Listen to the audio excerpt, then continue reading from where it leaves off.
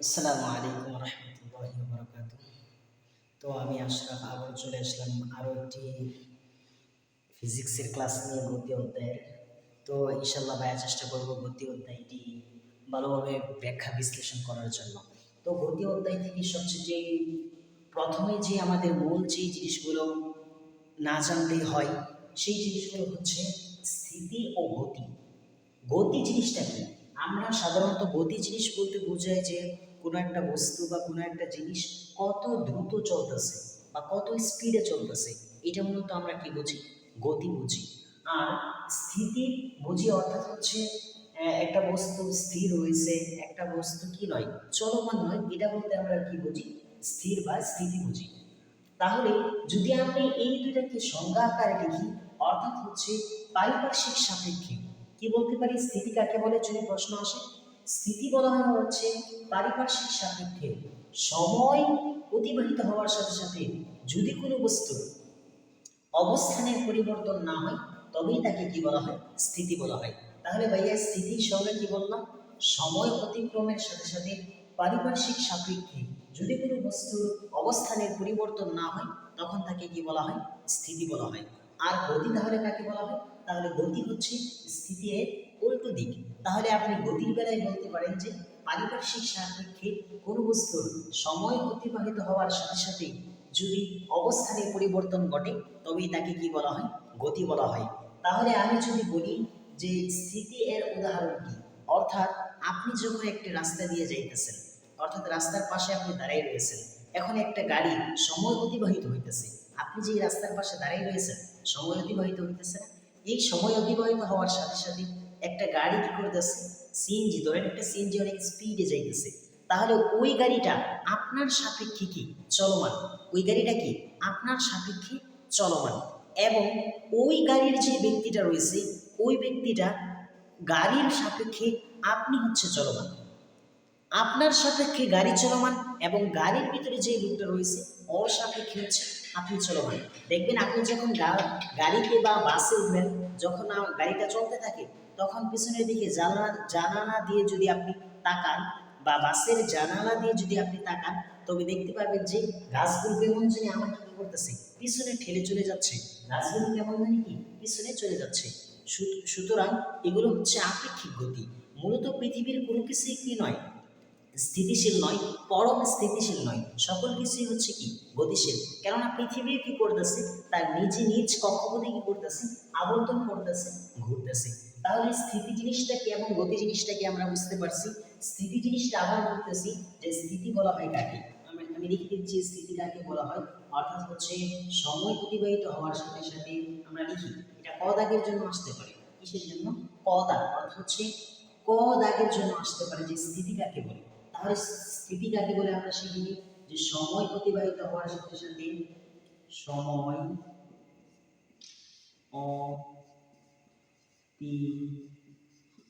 অতিবাহিত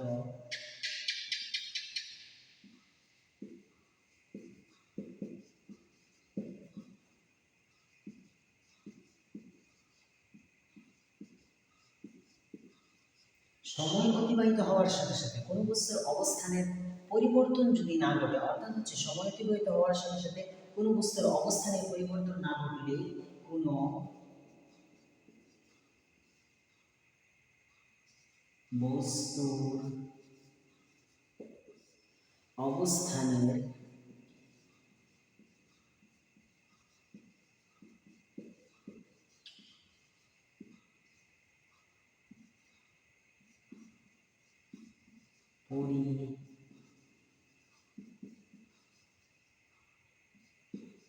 না হলে বা না ঘটলে, সময় অতিবাহিত হওয়ার সাথে সাথে কোনো বস্তুর অবস্থানের পরিবর্তন না ঘটলে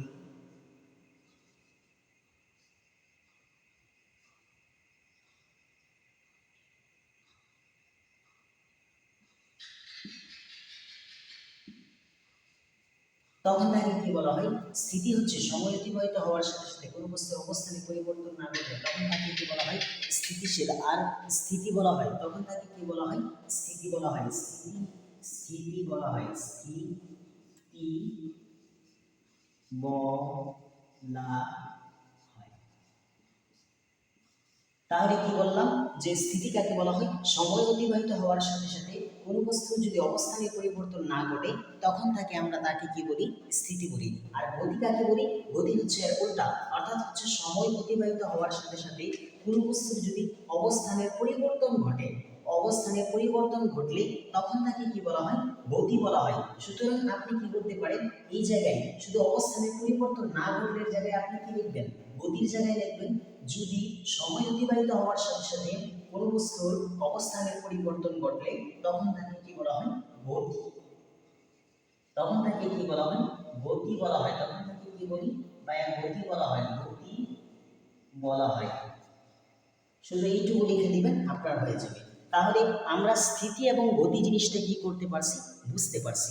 স্থিতি এবং গতি জিনিসটা যদি বুঝে থাকি তাহলে এই জিনিসটা আমাদের ক্লিয়ার হওয়া দরকার যে আমাদের বইয়ের ভিতরে রয়েছে সময়ের সাথে সাথে কোনো বস্তুর অবস্থানে পরিবর্তন না হয় তাহলে সেটিকে স্থির, আর যদি অবস্থানে পরিবর্তন হয় তাহলে সেটি হচ্ছে গতিশীল।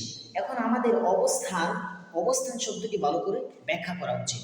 এই যে সময়ের সাথে সাথে কোনো বস্তুর অবস্থানে পরিবর্তন হওয়া, যে আমি বললাম যে আমি এখান থেকে আমার বাড়ি হচ্ছে ঢাকায়। এখন আমি কি বললাম যে আমার বাড়ি হচ্ছে কি ঢাকায়।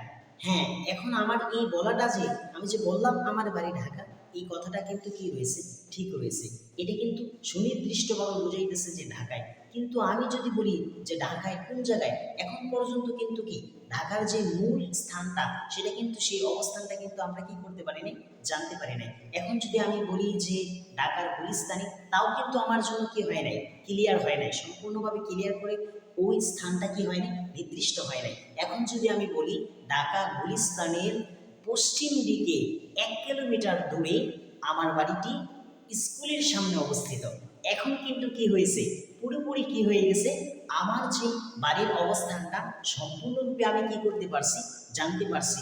যে সুতরাং কোনো একটা নির্দিষ্ট বিন্দুকে যখন কেন্দ্র ধরে, অরিজিন বা কেন্দ্র ধরে কোনো একটা নির্দিষ্ট বিন্দুকে কেন্দ্র ধরে যদি কোনো বস্তুর অবস্থান নির্ণয়, স্থিতি, গতি বা অবস্থান নির্ণয় করা হয় তখন তাকে কি বলা হয়? প্রসঙ্গ কাঠামো বলা হয়। এখান থেকে আরেকটা প্রশ্ন আসতে পারে যে প্রসঙ্গ কাঠামো কাকে বলা হয়? তাহলে ভাইয়া কি বললাম? প্রসঙ্গ কাঠামো কাকে বলা হয়? অর্থাৎ কোনো একটা নির্দিষ্ট বিন্দুকে ফিক্স করে, যদি ফিক্সড ধরে, অর্থাৎ হচ্ছে কোনো একটা নির্দিষ্ট বিন্দুকে ধরে যদি কোনো বস্তুর স্থিতি, গতি ও অবস্থান নির্ণয় করা যায় তবেই তাকে প্রসঙ্গ কাঠামো বলে। যেমন ধরেন যে এই যে একটা গাছ, এই যে একটা কি গাছ, এই যে একটা গাছ, এই যে একটা গাছ, আর এইখান থেকে ধরেন এই যে ধরেন এই হচ্ছে কি আপনি দাঁড়ায় রয়েছেন, এই যে আপনি কি করছেন?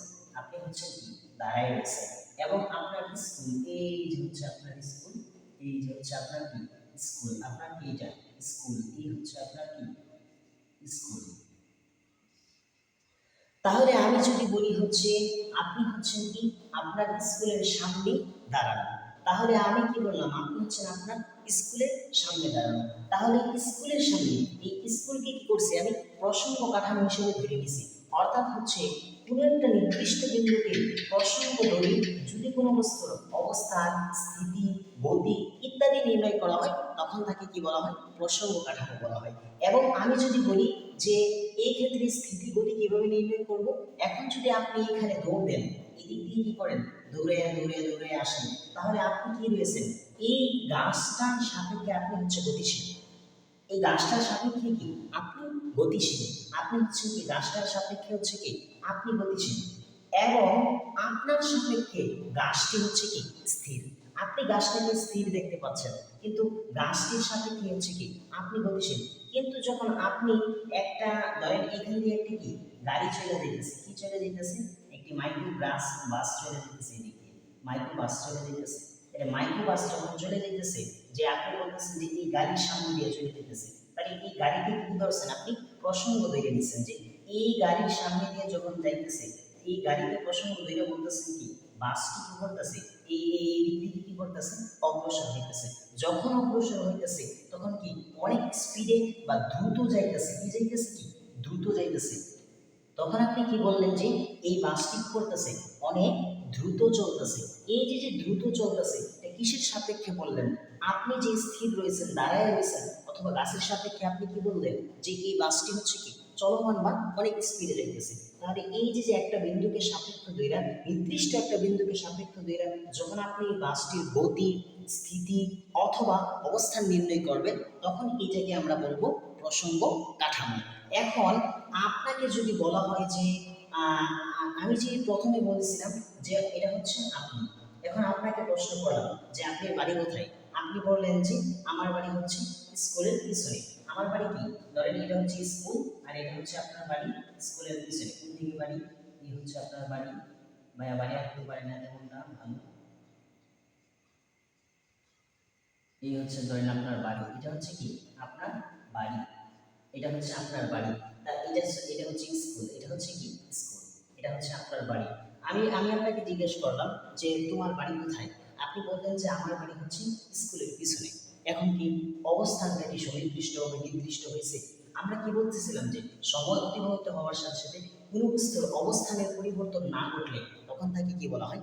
স্থিতি বলা হয়। এবং সময় অতিবাহিত হওয়ার সাথে সাথে কোনো বস্তুর অবস্থানের পরিবর্তন ঘটলেই তখন তাকে কি বলা হয়? গতি বলা হয়। এখন আমাদের এই গতি এবং স্থিতি জিনিসটা জানার জন্য অবস্থানটা কোথায় রয়েছে এটা সুনির্দিষ্টভাবে জানতে হবে। না হলে আপনি কোথায় রয়েছেন, ওই গাড়িটা কত স্পিডে যাইতেছে, এটা যদি অবস্থানটা আমরা না জানতে পারি যে এই গাড়িটা কোন দিক দিয়ে স্পিডে যাইতেছে, পশ্চিমের রাস্তা দিয়ে 100 কিলোমিটার দূরে স্পিডে যাইতেছে, না আমার সামনে দিয়ে 100 কিলোমিটার স্পিডে যাইতেছে, না বিড়ালের সামনে দিয়ে স্পিডে যাইতেছে, এই জিনিসটা কিন্তু আমরা বুঝতে পারবো না। এই জন্য এই অবস্থানটা অত্যন্ত গুরুত্বপূর্ণ ভূমিকা পালন করে। তাহলে আপনাকে জিজ্ঞেস করলাম আপনার বাড়ি কোথায়? আপনি বললেন যে আমার বাড়ি হচ্ছে স্কুলের পিছনে। এখন কি আমি আপনার বাড়ির অবস্থানটা সুনির্দিষ্ট করে বা জানতে পারলাম? না না, আপনার বাড়ির অবস্থানটা আমি কি করতে পারলাম না? সুনির্দিষ্ট করে জানতে পারলাম না। এরপর আমি জিজ্ঞেস করলাম তোমার বাড়ি কোথায়? আপনি বললেন যে আমার বাড়ি হচ্ছে স্কুলের পিছনে 1 কিলোমিটার, স্কুলের পিছনে 1 কিলোমিটার। এরপরে কি আমি সুনির্দিষ্টভাবে জানতে পারলাম? না, জানতে পারলাম না। কিন্তু এখন যদি আপনি বলতেন যে না, আমার বাড়ি হচ্ছে স্কুলের পিছনে পশ্চিম দিকে 1 কিলোমিটার দূরে জায়দের বাড়ির সামনে, তখন কিন্তু এই অবস্থানটা কি হয়েছে? সুনির্দিষ্টভাবে জানা গেছে। তখন কি হয়েছে? এই অবস্থানটাকে সুনির্দিষ্টভাবে জানা গেছে। তাহলে আমরা বলতে পারবো যে এই শর্ত, যে সময় অতিবাহিত হওয়ার সাথে সাথে কোনো বস্তুর অবস্থানের পরিবর্তন না ঘটলে তখন তাকে সেটিকে কি বলা হয়? স্থিতি বলা হয়। অর্থাৎ আমি যখন আপনাকে প্রথম প্রশ্ন করেছিলাম তোমার বাড়ি কোথায়, আপনি বলছেন স্কুলের পিছনে। হ্যাঁ, স্কুলের পিছনে এই কথাটা ঠিক, কিন্তু এই সম্পর্কে আমি কিন্তু পুরোপুরি আপনার বাড়ির অবস্থানটা কিন্তু আমি জানতে পারি নাই। দ্বিতীয়বার প্রশ্ন করলাম, আপনি বললেন আমার বাড়ি স্কুলের পিছনে 1 কিলোমিটার দূরে। তবুও কিন্তু নির্দিষ্টভাবে কি করতে পারি নাই, আমি অবস্থানটা জানতে পারি নাই। তারপরে আবার যখন আপনাকে প্রশ্ন করলাম, আপনি বললেন যে আমার বাড়ি স্কুলের পিছনে পশ্চিম দিকে 1 কিলোমিটার দূরে জায়েদের বাড়ির সামনে। তখন কিন্তু আপনার বাড়িটা ফিক্সড করে আমি অবস্থানটা জানতে পারলাম। এই জন্য আমরা বলতে পারি যে সময় অতিবাহিত হওয়ার সাথে সাথে কোনো বস্তুর অবস্থানে পরিবর্তন না ঘটলে তখন তাকে কি বলা হয়? স্থিতি বলা হয়। আর যেই বিন্দুকে কেন্দ্র করে এই স্থিতি, গতি, অবস্থান পরিমাপ করা হয় বা নির্ণয় করা হয় তাকে কি বলা হয়? প্রসঙ্গ কাঠামো বলা হয়। যেমন এই ক্ষেত্রে আপনাকে যখন বলা হলো যে তোমার বাড়ি কোথায়, আপনি বললেন আমার বাড়ি হচ্ছে স্কুলের পিছনে পশ্চিম দিকে জায়দের বাড়ির সামনে। তাহলে কাকে প্রসঙ্গ ধইরা মাপছি আমরা? আমরা কিন্তু স্কুলকে প্রসঙ্গ ধইরা, স্কুলকে একটা মূল বিন্দু, একটা মূল বিষয় ধইরা কি করছি? স্কুলের একটা মূল বিন্দু ধইরা আপনার বাড়ির অবস্থানটা কি করছি? আমরা নির্ণয় করতে পারছি। তাহলে এইখানে যে স্কুলটা রয়েছে, স্কুল, এই স্কুলটাই হচ্ছে প্রসঙ্গ কাঠামো। আর এই যে হচ্ছে আপনার বাড়ি, এই বাড়িটাই হচ্ছে কি? এই বাড়িটাই হচ্ছে আপনার অবস্থান। এই বাড়িটাই হচ্ছে কি? আপনার অবস্থান। সুতরাং প্রসঙ্গ কাঠামো যদি কাকে বলা হয় এখন পারবেন না, আপনি বানিয়ে বানিয়ে লিখবেন যে যে মূল নির্দিষ্ট বিন্দুকে কেন্দ্র করে কোনো বস্তুর অবস্থান, গতি, স্থিতি পরিমাপ করা হয় তাকে কি বলা হয় ভাইয়া? প্রসঙ্গ কাঠামো বলা হয়।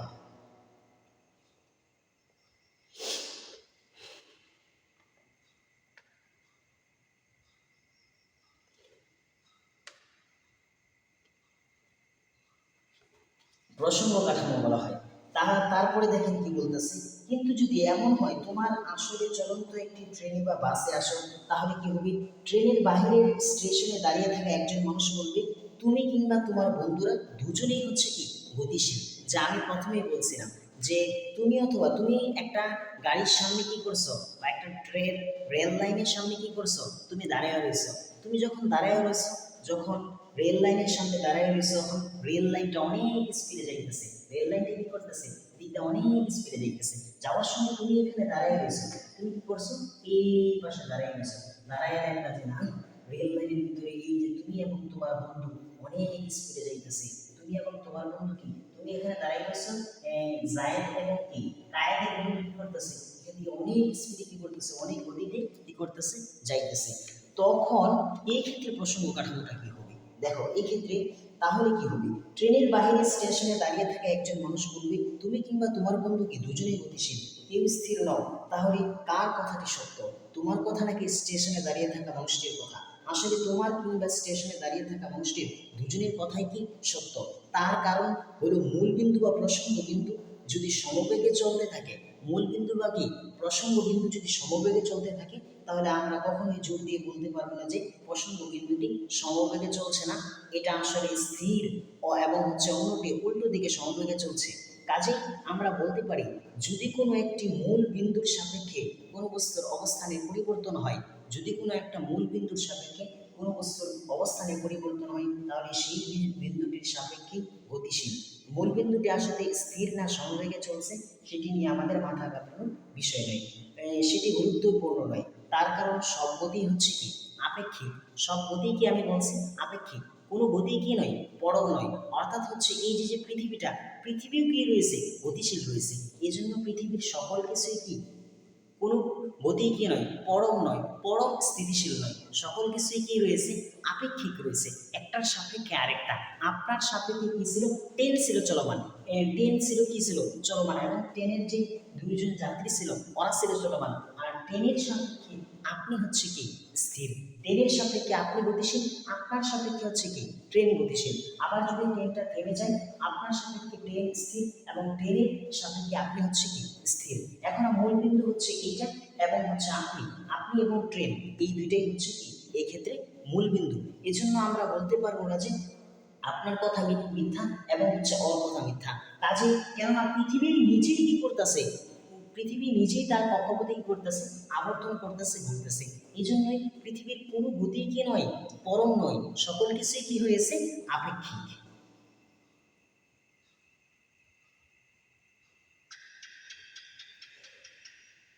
তাহলে আমরা অবশ্যই বুঝতে পারছি যে স্থিতি ও গতি এই দুইটা জিনিসের যে প্রকারগুলো এই সম্পর্কে আমরা কি করছি কিছু ধারণা লাভ করতে পেরেছি। তারপরে দেখেন আমাদের কি আসছে 2.2-তে কি বলা হয়েছে বিভিন্ন প্রকার গতি, ডিফারেন্ট টাইপ অফ মোশনস। এখন আমরা কি জানছি স্থিতি ও গতি সম্পর্কে সাধারণ একটা ধারণা লাভ করতে পেরেছি।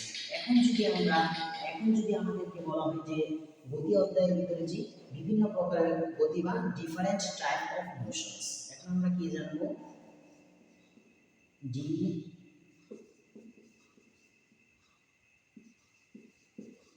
Different types of motion. কি জানবো এখন আমরা ডিফারেন্ট টাইপ অফ মোশনস, অর্থাৎ হচ্ছে ভিন্ন প্রকার গতি। এখন আমরা কি শিখবো? ভিন্ন প্রকার গতি শিখবো। আমরা গতি জিনিসটা কি বুঝতে পারছি, গতি হচ্ছে কোনো একটা জিনিস কত দ্রুত চলতেছে, কোনো একটা যদি জিনিস কি কত স্পিডে বা কত দ্রুত চলতেছে, এটাকে আমরা কি বলে থাকি মূলত গতি বলে থাকি। তাহলে ডিফারেন্ট টাইপ অফ গতি অর্থাৎ হচ্ছে ভিন্ন প্রকার গতির উদাহরণ, ডিফারেন্ট টাইপ অফ গতি অর্থাৎ হচ্ছে ভিন্ন প্রকার গতি। ডিফারেন্ট টাইপস অফ কি গতি, ভিন্ন প্রকার গতি সম্পর্কে এখন আমরা কি করব জানব। তাহলে প্রথমে ডিফারেন্ট টাইপ অফ গতির প্রথমেই যেটা আছে আমাদের বই সেটা হচ্ছে সরল রৈখিক গতি। এক নাম্বার কি রয়েছে, প্রথমে যেটা রয়েছে সেটা হচ্ছে আমাদের সরল রৈখিক গতি।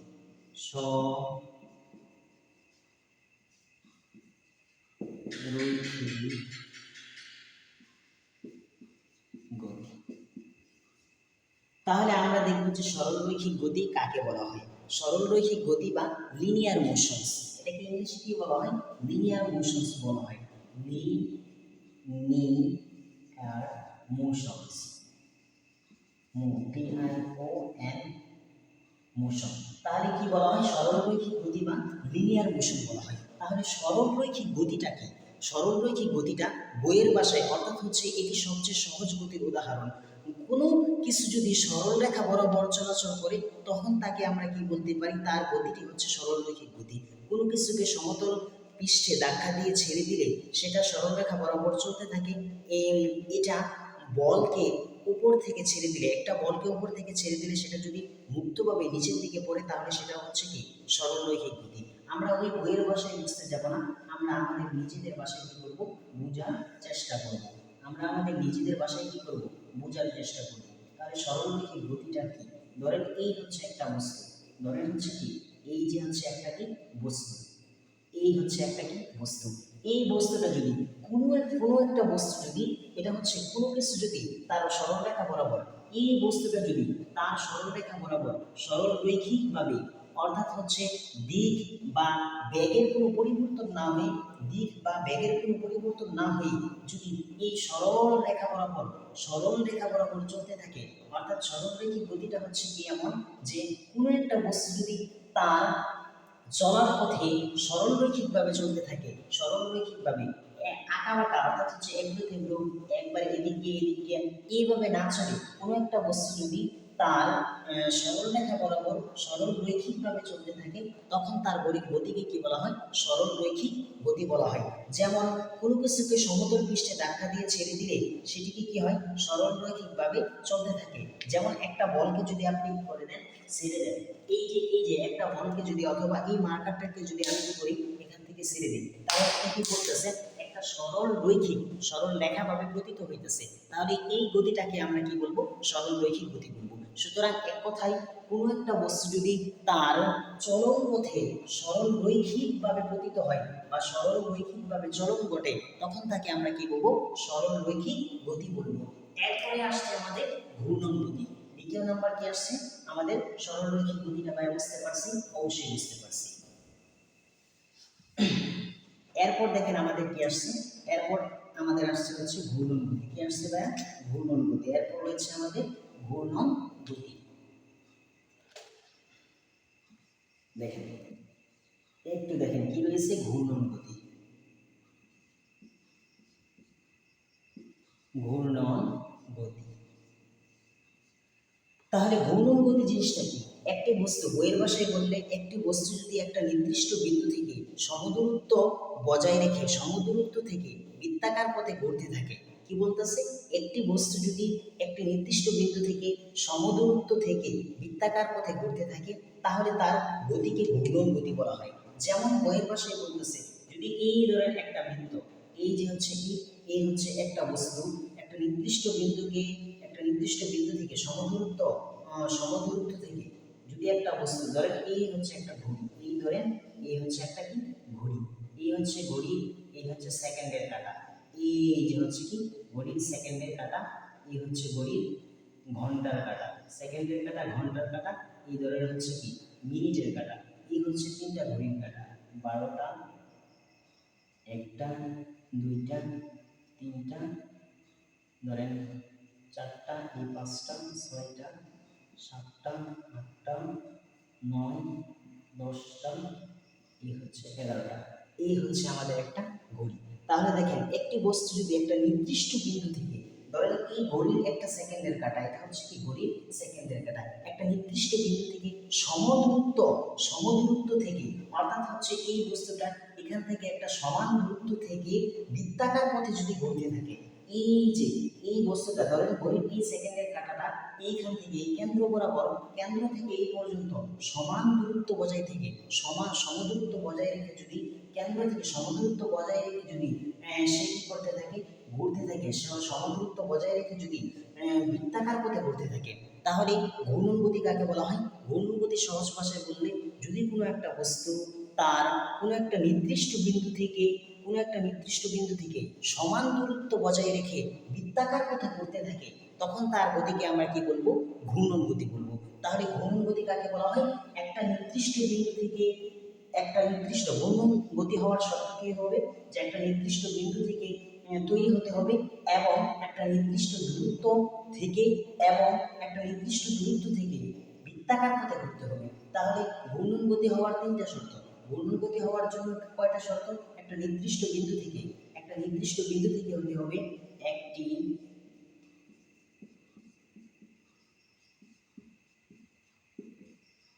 নির্দিষ্ট বিন্দু থেকে।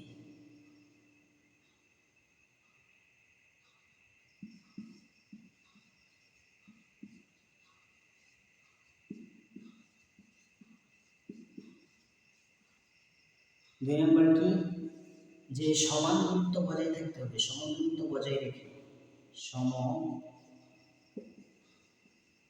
দূরত্ব বজায় রেখে, সম দূরত্ব বজায় রেখে। 3 নম্বর জিনিসটা কি হইতে হবে, বৃত্তাকার পথে ঘুরতে হবে, বৃত্তাকার পথে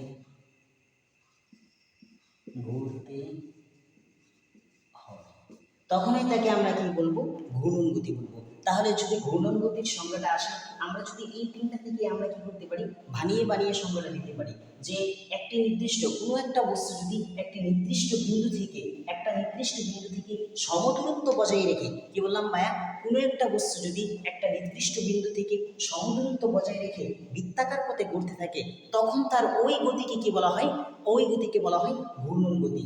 যেমন হচ্ছে ঘড়ির সেকেন্ডের কাঁটা, দেখেন ঘড়ির সেকেন্ডের কাঁটা একটা নির্দিষ্ট বিন্দু থেকে সমদূরত্ব বজায় রেখে কি করতেছে, বৃত্তাকার পথে কি করতেছে, ঘুরতেছে। তাহলে এই যে ঘড়ির কাঁটাতে যে বৃত্তাকার পথে ঘুরতেছে সমান দূরত্ব বজায় রেখে, এটাকে আমরা কি বলতে পারি, ঘূর্ণন গতি বলতে পারি।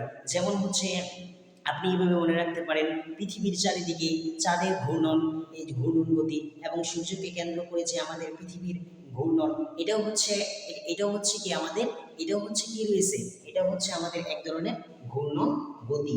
পৃথিবীকে ঘিরে ঘুরছে, শুধু তাই নয়, এটা টুক করে পৃথিবীতে পড়েও যাচ্ছে না, অর্থাৎ এটা হচ্ছে কি একটা নির্দিষ্ট বিন্দু থেকে সমান দূরত্ব বজায় রেখে বৃত্তাকার পথে ঘুরতেছে, এই জন্য এটাকে কি বলা হয়, ঘূর্ণন গতি বলা হয়। আশা করছি এই বিষয়টা আমরা কি করছি, বুঝতে পারছি।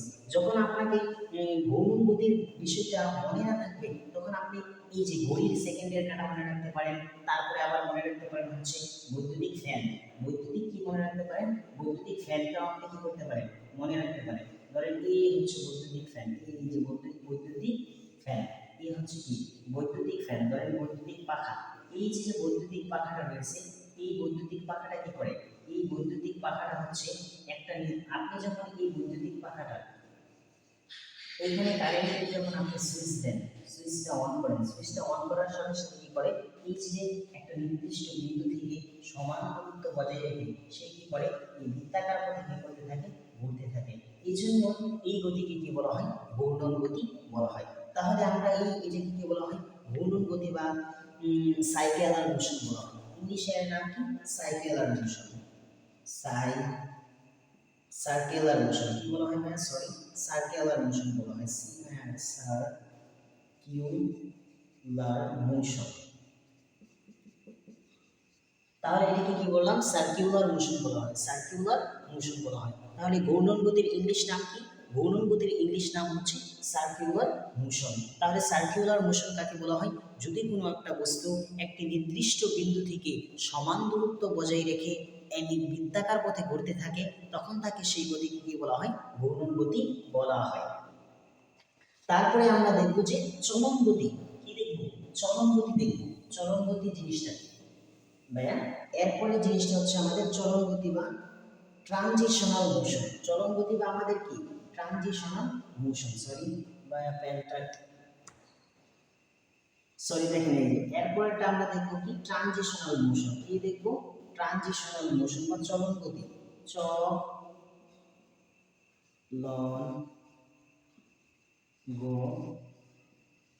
এরপরটা আমরা কি দেখব, চলন গতি বা ট্রানজিশনাল মোশন। কি দেখব ভাইয়া, চলন গতি বা ট্রানজিশনাল মোশন। ভাইয়া এটা একটু সমস্যা,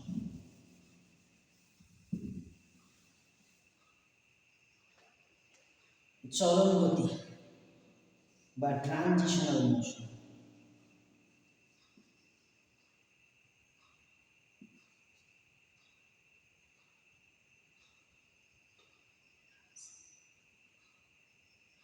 ট্রানজিশনাল না, ট্রান্সলেশনাল মোশনস, ট্রান্সলেশনাল মোশনস।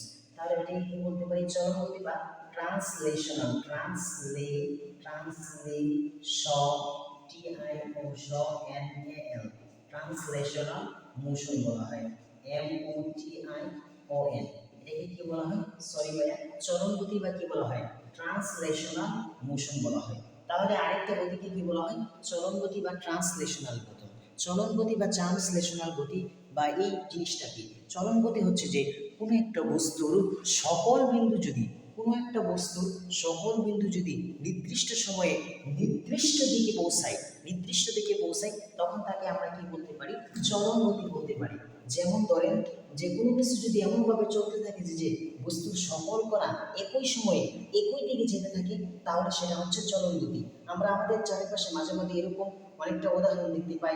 গাড়ির ঘূর্ণায়মান চাকা বিবেচনা না হলে সোজা এগিয়ে যাওয়া একটা গাড়ির গতি চলন গতির উদাহরণ। তাহলে জিনিসটা আপনি ফিল করবেন, ফিজিক্স জিনিসটা হচ্ছে ফিল করা, মজা নেওয়া। চলন গতি জিনিসটা ধরেন কি? ধরেন এই যে একটা বস্তু, এটা একটা কি?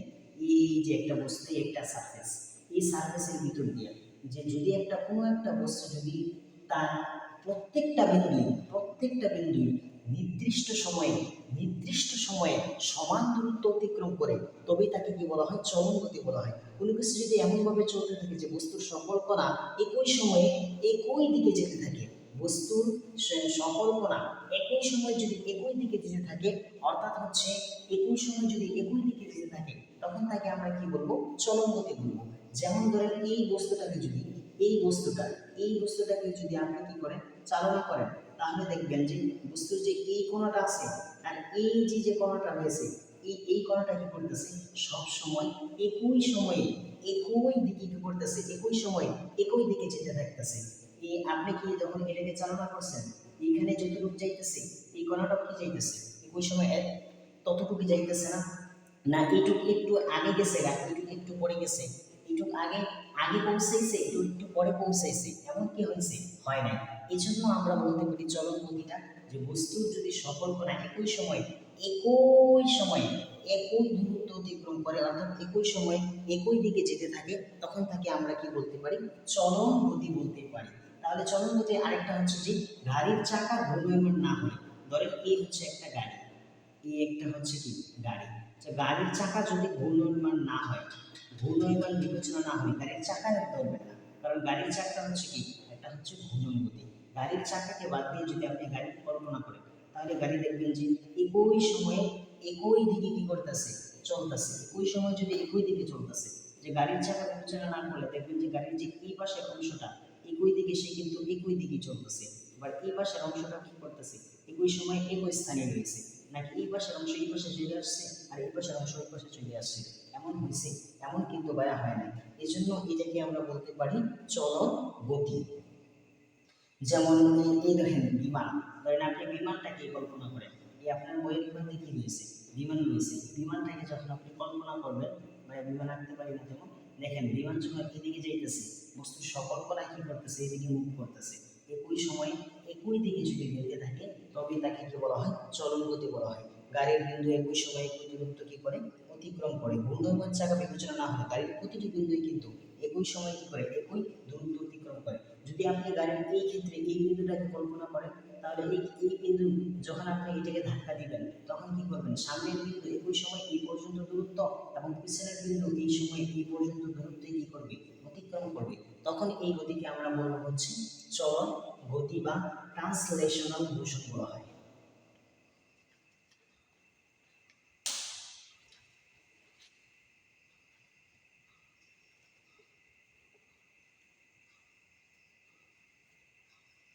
তাহলে ভাই আজকে এই পর্যন্তই থাক, যে আমরা গতির যে বেসিক বিষয়টা প্রথমে আমরা জানলাম, গতির স্থিতি কাকে বলা হয়, গতি কাকে বলা হয়, তারপরে দেখলাম হচ্ছে আমরা সরলরৈখিক গতি, তারপরে দেখলাম ঘূর্ণন গতি, তারপর হচ্ছে দেখলাম কি? চলন গতি। এই তিনটা বিষয় নিয়ে আমরা কি জানার চেষ্টা করলাম। তাহলে এই তিনটা বিষয়ে আবার সামারাইজ করে দিই। আমরা গতি জিনিসটা কি? গতি জিনিসটা হচ্ছে কোনো একটা বস্তু বা কোনো কিছু কত দ্রুত বা কত স্পিডে চলতেছে, এটাকে আমরা কি বলে থাকি? গতি বলে থাকি। তাহলে গতি গতি এবং স্থিতির মধ্যে পার্থক্যটা জিনিসটা কি?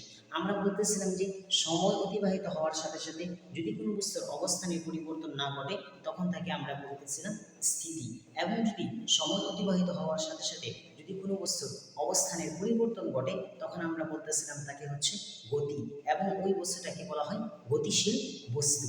এখন এই গতিশীল গতিশীল এবং স্থিতিশীল হওয়ার ক্ষেত্রে কি ছিল? একটা অবস্থানের প্রয়োজন দরকার ছিল।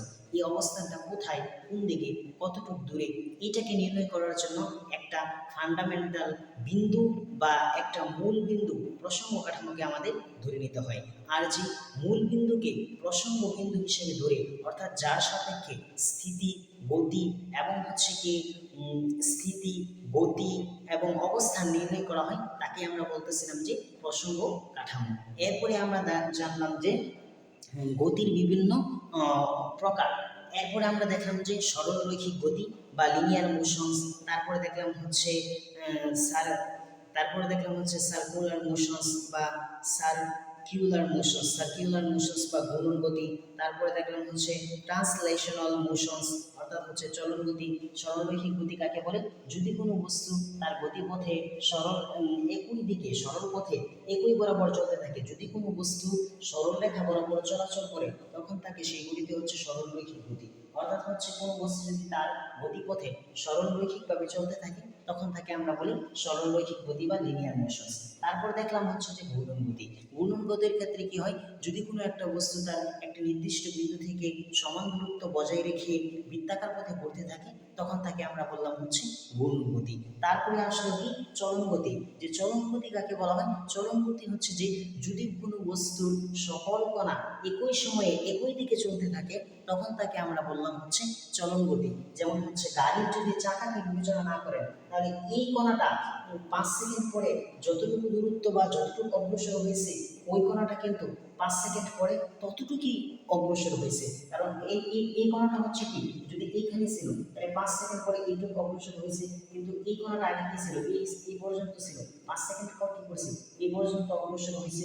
সুতরাং বলা যায় যে যেই অর্থাৎ হচ্ছে চলন গতি হচ্ছে যে বস্তু তার গতিপথে যদি সকল কণা একই সময় একই দিকে চলতে থাকে তখন তাকে আমরা কি বলি? যে তাকে চলন গতি বলা হয়। গাড়ির যদি আপনি চাকাকে বিবেচনা না করেন তাহলে গাড়ির দেখবেন যে প্রত্যেকটি কণায় কি করে সকল সময় কি করে সমান সময় কি করে সমান দূরত্ব অতিক্রম করে। এজন্য একে কি বলা হয়? চলন গতি বলা হয়। ভাইয়ার এই পর্যন্তই আজকের ক্লাসটি রইল।